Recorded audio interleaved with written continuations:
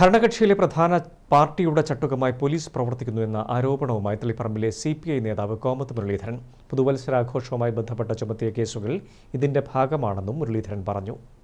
കഴിഞ്ഞ 3 വർഷമായി തന്നെയും തന്റെ കൂടെയുള്ള പ്രവർത്തകരെയും പോലീസ് നിരന്തരം വേട്ടയാടുകയാണെന്ന് CPI നേതാവ് കോമത്ത് മുരളീധരൻ ആരോപിക്കുന്നു. പുതുവത്സരാഘോഷവുമായി ബന്ധപ്പെട്ട് ഉച്ചഭാഷിണി ഉപയോഗിക്കുന്നതിന് അനുമതി നിഷേധിച്ചതിനെ തുടർന്നുണ്ടായ തർക്കത്തിൽ പോലീസിനെ ഭീഷണിപ്പെടുത്തിയെന്ന് ആരോപിച്ച് മുരളീധരനെതിരെയും മറ്റ് 2 പേർക്കെതിരെയും പോലീസ് കേസെടുത്തിട്ടുണ്ട്. ഇത് ആസൂത്രിതമായ ഒരു കള്ളക്കേസാണെന്നും 40 വർഷത്തിലേറെയായി പൊതുരംഗത്തുള്ള തനിക്ക് നേരെ നടക്കുന്നത് ജനാധിപത്യ വിരുദ്ധമായ പീഡനമാണെന്നും കോമത്ത് മുരളീധരൻ ആരോപിച്ചു.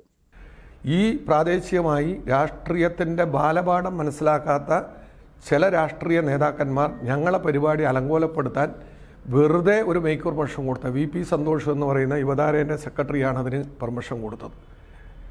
അപ്പോൾ ഞങ്ങൾ DYSPനെയും CIനെയും SIനെയും കണ്ട് സംസാരിച്ചു. ഞാൻ പറഞ്ഞു, യുവതാര ആർട്സ് ആൻഡ് സ്പോർട്സ് ക്ലബിൻ്റെ ആളുകളോട് നിങ്ങൾ ചോദിക്കണം, അവർ പരിപാടി നടത്തുന്നില്ല സാറേ, ഞങ്ങൾക്ക് അനുമതി തരണം, പറ്റില്ല എന്നാണ് പറഞ്ഞത്. അവർ മേക്ക് പെർമിഷൻ തന്നാൽ ഞങ്ങൾക്ക് അന്വേഷണം നടത്തേണ്ട യാതൊരു ബാധ്യതയില്ലാണെന്ന് ഇത്രയും നല്ല രീതിയിൽ പെരുമാറിയ DYSP ഒറ്റ രാഷ്ട്രീയ പക്ഷപാതമാണ് അതിനകത്ത് നടത്തിയത്. അങ്ങനെ CIയും SIയും DYSPയെല്ലാം ആലോചിച്ചുകൊണ്ട് ഞങ്ങളോട് നിങ്ങൾ 10 മണിയാവുമ്പോൾ നിർത്തണം എന്നെല്ലാം പറഞ്ഞ് നോക്കട്ടെ എന്ന് പറഞ്ഞ് അവസാനം നമുക്ക് പരിപാടിയുടെ അനുമതി തന്നില്ല.